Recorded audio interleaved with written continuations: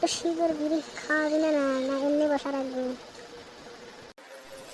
শুইছে জীবনে তো তুই না খাইবি না, খালি মানুষেরটা খাওয়ার লোক। তোর তো জীবনে খাই নাই, তুই মোটা খাই বড় হলি। বাদ দে ওইসব কথা।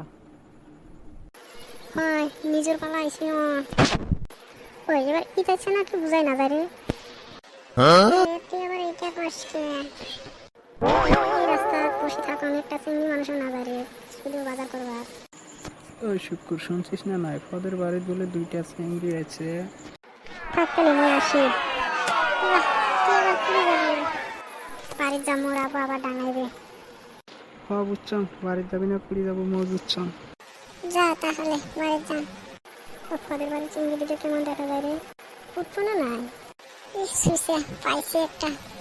বন্ধু যখন আমার বাড়ির সামনে দিয়া হাঁটতে যা, বুকটা হাঁটতে যা, বুকটা হাঁটতে যা, বুকটা হাঁটতে যা।